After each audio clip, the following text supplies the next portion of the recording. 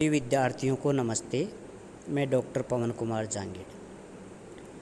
प्रिय विद्यार्थियों, इससे पहले हमने पश्चिम की कला के अंतर्गत ब्रिटिश दृश्य चित्रण में जॉन कांस्टेबिल के जीवन परिचय एवं उनके द्वारा बनाए गए कुछ प्रमुख चित्रों के बारे में चर्चा की है। जैसे उनका जो प्रमुख चित्र हैं, फ्लैटफोर्ड मिल के निकट नौका निर्माण एवं उनका बहुत ही प्रसिद्ध चित्र भूसा गाड़ी की हम चर्चा कर चुके हैं। ये जो दूसरा चित्र है, इसने तो बहुत ही तहलका सा मचा दिया था। आज हम पुनः उनके कुछ प्रसिद्ध चित्रों के बारे में चर्चा करने जा रहे हैं। जॉन कांस्टेबिल के बारे में मैंने आपको बताया कि उनका जन्म 1776 में हुआ और उनकी मृत्यु 1837 के अंतर्गत हुई। आधुनिक कला के प्रणेताओं में गोया, दाविद, टर्नर के साथ ही कांस्टेबिल का नाम लिया जाता है। कांस्टेबिल को जो पहली बड़ी और वास्तविक सफलता मिली वह 1825 में उनके अकादमी को अपना चित्र उछल कर लांघता हुआ अस्पय भेजा। इससे पहले जैसे मैंने बताया कि जो इनका है वैन जो भूसा गाड़ी चित्र है, उससे उनको एक बड़ी सफलता मिल चुकी थी। 1825 में अकादमी के लिए उन्होंने अपना एक चित्र भेजा, उछल कर लांघता हुआ अश्व, जो आप इस चित्र में देख सकते हो। इस चित्र की जो रंग योजनाएं हैं, उनमें प्रकाश, मंद समीर, पुष्पों का विकास, वातावरण की प्रफुल्लता तथा ताजगी आदि को चित्रित करने में जॉन कांस्टेबिल को सफलता मिली है। उसने इस प्रकार के लैंडस्केप पेंटिंग अर्थात दृश्य चित्रण बहुत ही सुंदर किया है। इसके हेतु उसने 6 फीट का एक स्केच भी बनाया था। किसके लिए? उछल कर लांघता हुआ इस चित्र के लिए, जिसे कलाविद अधिक ताज़ा रंगों की अनुभूति कराने वाला मानते हैं। 1826 में अनाज का खेत जो चित्र हैं, यह बनाया किसने? जॉन कांस्टेबिल ने। ये जो चित्र हैं अनाज का खेत। और 1829 ईस्वी में अकादमी का पूर्ण सदस्य मान लिया गया। इस चित्र के कारण जॉन कांस्टेबिल को अकादमी का पूर्ण सदस्य मान लिया गया, किंतु फिर भी इंग्लैंड ने उसे महान कलाकार नहीं माना। किसको? जॉन कांस्टेबिल को। वास्तव में उसे अपने जीवन काल में आशा के अनुकूल सम्मान नहीं मिल पाया। कभी कभी तो वह अपने यश की इच्छा से समाचार पत्रों में विज्ञापन भी दे देता था। और विज्ञापन में क्या देता कि मिस्टर कांस्टेबिल की प्रदर्शनी लगी हुई है और उनके घर अर्जी देकर यह प्रदर्शनी बिना टिकट के आप फ्री देख सकते हो। ऐसे विज्ञापन जॉन कांस्टेबिल दे देता था अपनी प्रसिद्धि के लिए।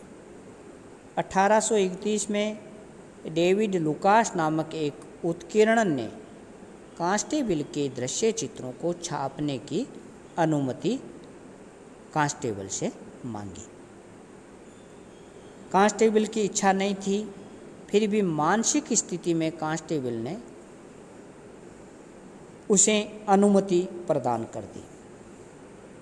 इसके पश्चात श्वेत तथा काले रंग में उसके जो चित्र छपे, किसके?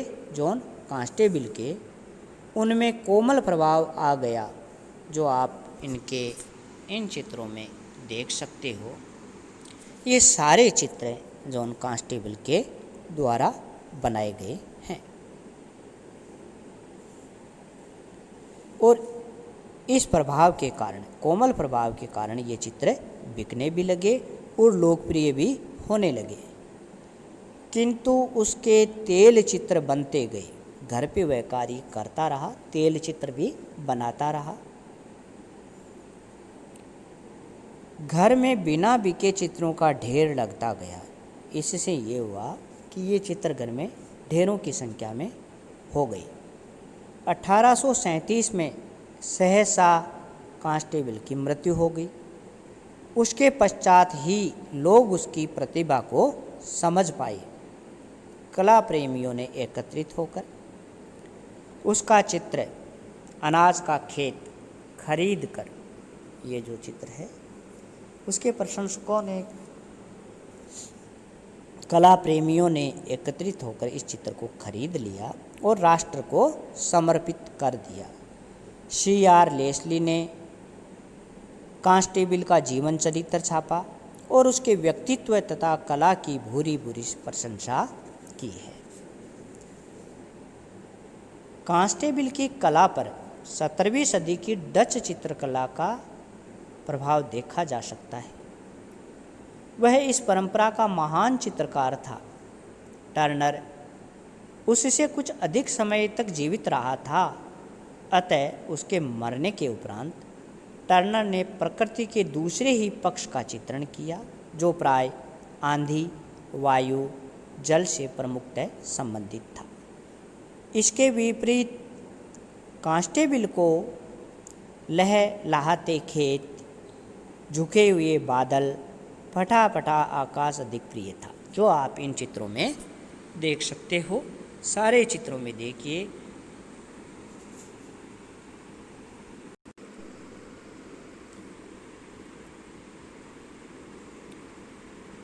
इन चित्रों में आप सभी चित्रों को देखिए और इनमें आप अध्ययन कीजिए कि इनको जो फटा आकाश है वह किस प्रकार इन्होंने चित्रित किया। झुके हुए बादल दर्शाए हैं और विशेष रूप से लहलहाते खेतों का चित्रांकन कांस्टेबल ने किया है।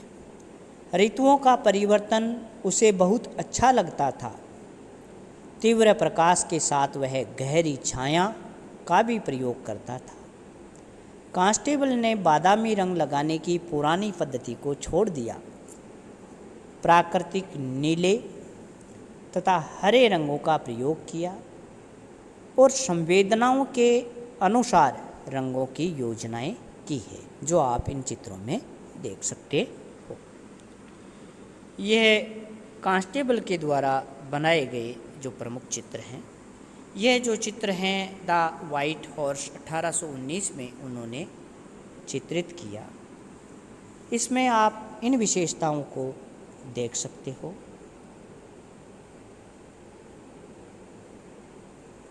कांस्टेबल की दृष्टि में कोई भी वस्तु बद्धी नहीं थी।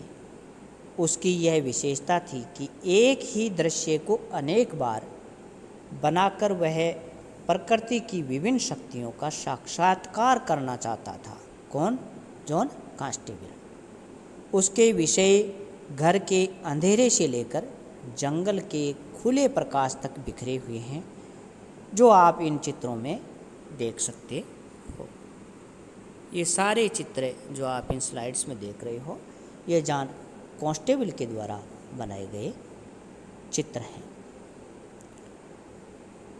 यह आधुनिक कला की एक नकारात्मक विशेषता रही कि उसकी कला में बारीकी का अभाव रहा।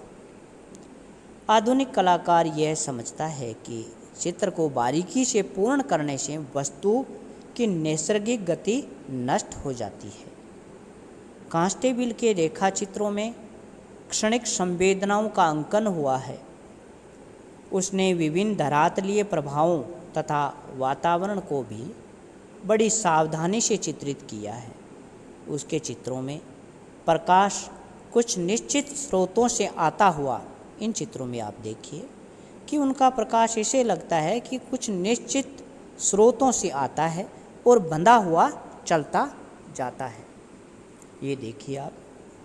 यूरोप के अन्य देशों की प्रकृति का चित्रण न करके उसने केवल अपने देश की धरती के सौंदर्य की छवि अपने इन चित्रों में, अपने इन कलाकृतियों में उतारी है।